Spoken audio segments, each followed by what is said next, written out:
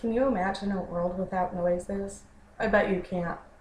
Not being able to hear cars driving past, doors opening or closing, or even hearing someone say that they love you. When you have a hearing impairment or hearing loss, you go throughout the world without hearing a single sound.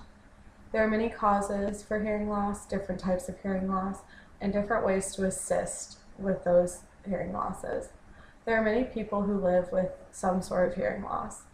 According to the Center of Hearing and Communication, 12% of the U.S. population, or roughly 38 million Americans, deal with a significant hearing loss. Causes of hearing loss can happen at birth or after birth. The hearing loss at birth is called congenital hearing loss, and after birth is called acquired hearing loss. Causes for congenital hearing loss include, but are not limited to, birth injuries, low birth rate, lack of oxygen, and infections such as rubella. There are also genetic factors that have to be considered when dealing with congenital hearing loss. Causes for acquired hearing loss, which is after birth, include but are not limited to the mumps, head injury, meningitis, or even the flu and chickenpox.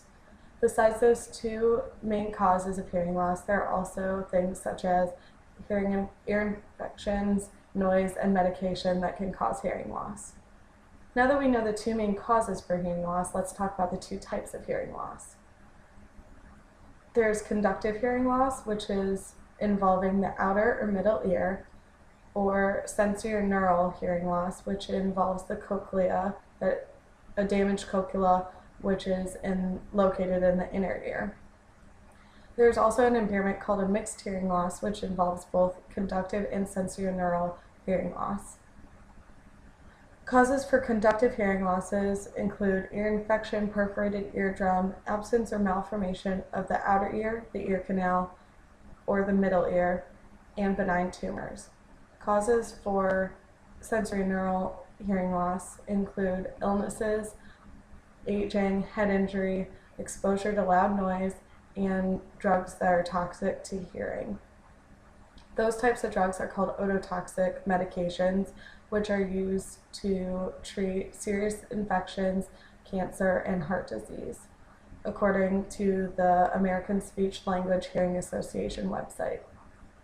Most people know that there's a difference between hard of hearing and deaf, but they don't really know what that difference is. A mild hearing loss ranges from 26 to 45 decibels. A moderate hearing loss ranges from 46 to 65 decibels. Severe hearing loss ranges from 66 to 85 decibels, and a profound hearing loss is over 85 decibels. The Focus on Ability website states that hard of hearing ranges between the mild hearing loss to severe hearing loss, so anywhere in between a 25 decibel to 90 decibel loss. And deaf is a hearing loss greater than 90 decibels, which is a range where hearing aids may or may not be helpful. Depending on the hearing impairment and the person, there are many options a person can have when dealing with a hearing loss. One of the many options is a cochlear implant. Although it is new technology, it is very popular.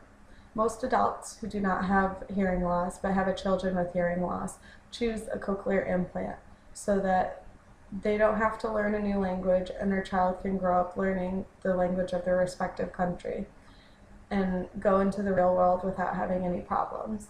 The cochlear implant is not only for children, but adults as well. Cochlear has been the choice of 7 out of every 10 people with hearing loss, says the Cochlear America website as of 2012.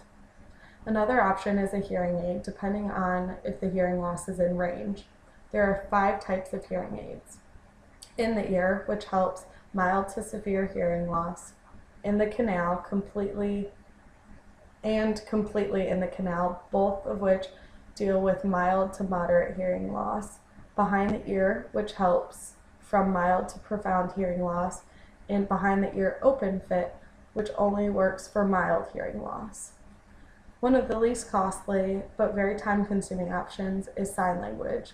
Learning sign language can be very time-consuming for parents of a child who is deaf or hard of hearing, but can be very beneficial.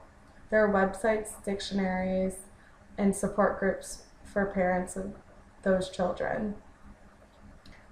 There are many people worldwide who have a hearing loss, whether it was present before or after birth.